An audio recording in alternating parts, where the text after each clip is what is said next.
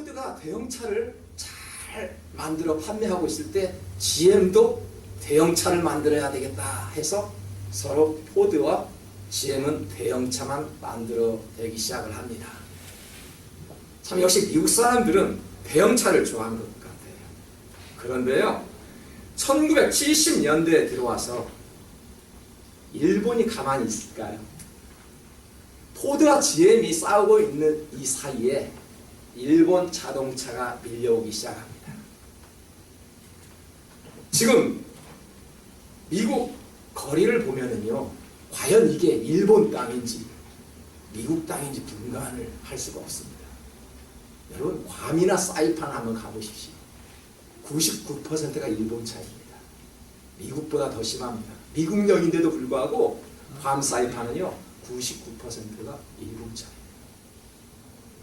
아마 오늘 LA에 일본 아베 총리가 왔는데 참 LA 시내를 보고 가슴이 뿌듯했을 것 같아요. 일본 차들이 많이 돌아다니니까 얼마나 마음이 기쁘겠습니까? 여러분 일본 차 좋아하죠? 지금 미국 시장에서 미국 자동차 회사끼리 싸우고 있는 상황에서 일본 자동차가 밀려왔다는 것입니다. 같은 미국 자동차 회사끼리 지나친 경쟁을 하는 속에서 이 미국 땅에서 일본 차에게 시장을 내주고 말았습니다. 한마디로요, 적은 멀리 있습니까? 내부에 있었습니다. 오늘 본문의 주인공 입다를 한번 보십시오. 밖에 나가서는 큰 대승을 거두었지요.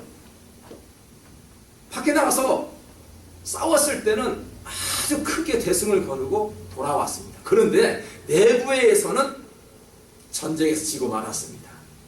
같은 민족은 에브라임 사람과 싸움에서는 대패를 하고 말았지요. 어떤 물리적인 것을 가지 않았죠.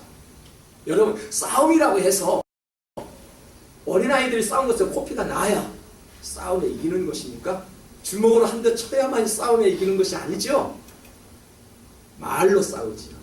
신경전이 벌어지는 것이 오늘 입다는 신경전 때문에 대패를 하고 말았습니다.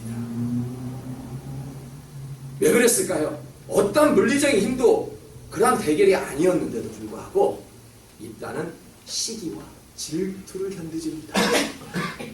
같은 민족의 에브라임 사람으로부터 시기와 질투가 밀려올 때 그걸로 인해서 대패를 당했다는 것입니다. 1절을 한번 볼까요? 우리 다 같이 한번 읽습니다. 에브라임 사람들이 모여 북쪽으로 가서 입다에게 이르되 너가 암몬 자손과 싸우러 갈 때 어찌하여 우리를 불러 너와 함께 하지 아니하였느냐? 우리가 반드시 너와 내 집을 불사리라 하니. 전쟁터에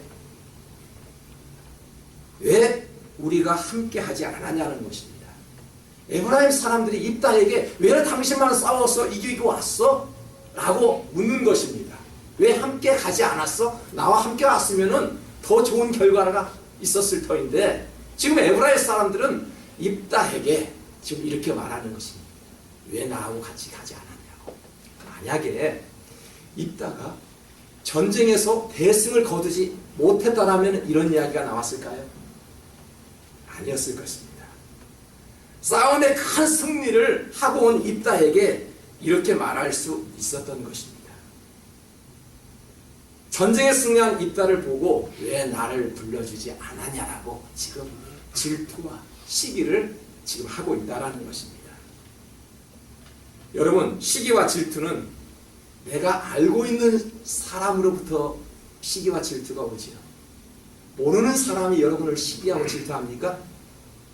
나하고 가장 가까운 친구가 질투를 하지요. 공부 잘하는 학생들 계십니까? 청년들 계셔요? 공부 잘하는 청년들은 아마 친구들로부터 시기와 질투가 있을 것입니다. 우리 청년들 중에서 얼굴이 예쁜 청년이 있습니까? 미인이 있어요? 분명히 자기들은 친구로부터 질투심을 굉장히 강할 것입니다. 다행히도 우리 청년들은 한 분도 안 계시네요. 아멘. 얼굴이 예쁘면요 친구들로부터 질투가 나온다는 얘기죠. 결혼을 안 해보셔서 아는데요, 모르죠? 신부가 얼굴 예쁜 친구들을 들러리로 세웁니까? 아니죠. 큰일 납니다. 자기보다 꼭 못난 친구들을 들러리로 세우는 것이죠. 그리고 자기는 하얀 드레스를 입는데 친구들은 우중충한 드레스를 입겠죠. 왜 그럴까요? 나보다 돋보이면 안 되기 때문에 그렇게 하는 것입니다. 여러분, 질투는요, 시기는요, 내가 알고 있는 사람에게 영향을 받는다라는 것입니다. 우리 역시 입다처럼 무언가 내가 승리의 함성을 지르고 있을 때, 내가 무언가 취하고 있을 때, 내가 높은 자리에 있을 때, 우리가 아는 사람들로부터 시기와 질투가 있을 수 있다는 것입니다. 우리는 시기와 질투가 밀려올 때 흔들리지 않는 사람이 다음 세대를 이끌어갈 전사가 될 수 있다는 것입니다. 오늘 입다는요, 시기와 질투를 잘 견디지 못하여 지나친 공격을 하죠. 6절을 한번 봅니다. 제가 읽어볼게요. 그에게 이르기를 십볼렛이라 발음하라 하여 에브라임 사람이 그렇게 바로 말하지 못하고 십볼렛이라 발음하면 길리앗 사람이 곧 그를 잡아서 요단강 나루턱에서 죽였더라. 그때에 에브라임 사람의 죽은 자가 42,000명이었더라. 한국말도 잘하고 영어로 잘하는 걸 내가 알아요. They said, all right, said Shibboleth. He said Shibboleth because he could not pronounce the word correctly. They seized him and killed him at the fords of the Jordan. 42,000 Ephraimites were killed at that time. 내가 왜 읽어보라는 줄 아십니까? 십볼렛하고 십볼렛은 영어 발음이 어떻게 되는지 알고 싶어서 그랬어요. 십볼렛인지 쉿볼렛인지 저도 발음이 지금 잘 안 납니다. 근데 입다는요, 원수를 갚는데요, 자기 민족에게 쉿볼렛이라고 발음해보고 쉿볼렛이라고 발음해보라고 해서 제대로 발음을 못하신 그런 분들은 어떻게 했어요? 다 돌아가셨죠. 아마 우리도 여기서 테스트를 해보면 돌아가실 분들이 많이 계실 것 같아요. 근데 42,000명이 죽었대요. 얼마나 공격적이었습니까? 만약에 사람을 해치지 않고 조금만 더 참았으면 입다는 더 큰 용사로 기억될 것이 분명합니다. 여러분 어떻습니까? 공부 잘하는 친구들로부터 시기가 많이 오지요. 조금 전에 말씀드렸듯이 내가 무언가 가지고 내가 잘났으면 더욱더 친구들에게 시기가 많지요. 질투를 많이 합니다. 또 어떤 특정인 사람만 칭찬하면 왜 나는 칭찬이 없지? 하고 그 친구들 시기하죠. 질투합니다. 예수 열심히 한번 믿어보십시오.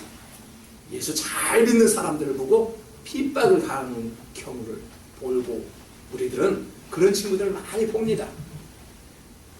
우리가 하나님의 방법대로 인내하고 참을 수 있도록 기도하는 것이 더 중요하다라는 생각을 한번 가져봅니다.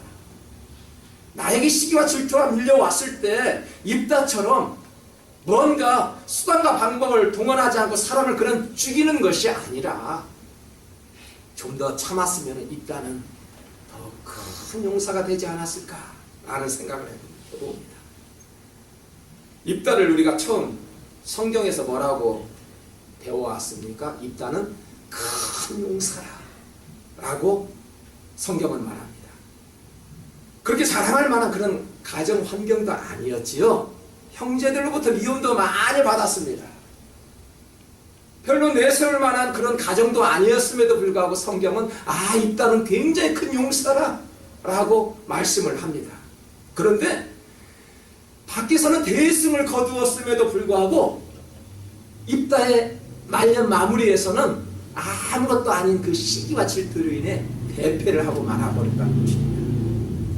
4절을 한번 볼까요? 입다가 다 같이 있습니다.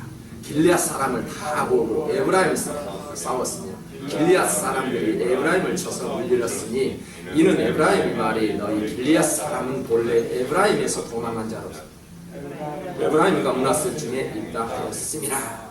아멘. 이 말씀이 무슨 말이겠습니까? 한마디로 형제들끼리 같은 민족끼리 같은 종족끼리 싸움이 벌어졌다는 것입니다. 그런데 누가 이겼다고요? 입다가 이겼대요. 여러분, 교회에서 싸우지 마세요. 설령 이긴 자가 그 자는 진자입니다. 여러분 가정에서 결혼하신 분들 부부 싸움에서 내가 이겼네? 당신이 이겼네? 가정의 싸움에는 누가 이겼다 졌다가 없죠. 같은 예수 안에서 다툼이 있을 수 있습니다. 누가 이겼네 졌네? 이긴 자가 곧 패배자인 걸 믿으시기 바랍니다. 오늘 입단은요 이겼지요. 전쟁에서도 이겼고요 내부에서도 이겼지만은 결론은 대패하고 말았다는 것입니다. 왜 입다가 이렇게 지나치게 공격하였을까라는 생각이 듭니다. 입다가 에브라임 사람에게 오는 조롱을 견딜 수 없었던 것은 어쩌다고요? 어릴 적부터 아주 자랐을 때부터 마음에 상처가 있었다는 것입니다. 뭐라고 해서 입다는 어머니가 말았지요. 기억나십니까? 어머니가 많았어요. 또 형제들한테 미움을 받았어요. 가정 환경이 그렇게 내놓을 만한 그런 가정이 아니라 사회적으로 지탄을 받았던 그런 가정이었습니다. 이렇게 어릴 때부터 마음의 상처가 치유되지 않았기 때문에 입다는 큰 용사임에도 불구하고 끝내는 대패하고 말았다는 것입니다. 오늘 입다가 주시는 우리에게 메시지가 무엇입니까? 아무리 큰 사회적으로 성공을 했어도요 내 마음의 상처를 치유하지 못하면 이처럼 실패할 수 있다는 것입니다. 그래서요 박사가 되지 마십시오. 뭐 좋은 대학교 들어간다고, 좋은 직장에 들어간다고, 그것이 중요한 것이 아니라 내가 먼저 사람이 되어야 한다는 것입니다. 네. 좋은 대학에 가면 뭐합니까? 내가 박사하면 뭐합니까? 내가 사람이 안 됐는데 뭐 저한테 이야기하는 거 아니에요. 여러분 좋은 직장 그런 꿈을 꾸지 마십시오. 내가 먼저 사람이 되어야 한다는 것입니다. 오늘 입다 한번 보십시오. 입다는 어마어마한 큰 용사였어요. 그렇지만은 이 마음의 상처를 치유하지 못하니까요 끝내는 실패한 사람으로 낙인이 찍히고 말았다라는 것입니다. 여러분 과거에 상처받은 마음이 있으면은 먼저 치료해야 합니다. 그 치료는 누가 준다고요? 하나님께서 주시는 것이죠. 성령께서 우리 마음을 만져주시는 것이죠. 그래서 사람이 사람의 마음을 절대 고칠 수 없다라고 했지요. 뼈, 말이, 골절들은 의사 선생님한테 맡기면 다 고쳐줍니다. 하지만 이 마음의 상처는 의사에게 찾아가도 고쳐줄 수 없지요. 성령에 의해서만, 예수 그리스도의 이름으로만, 십자가의 보혈로만 고쳐진다라는 사실입니다. 오늘 여러분의 마음의 상처가 있거든요. 오늘 또 십자가를 바라보며 기도하실 때 여러분의 마음이 깨끗하게 치유될 수 있는 귀한 기도의 시간이 되시기를 주님의 이름으로 축복합니다.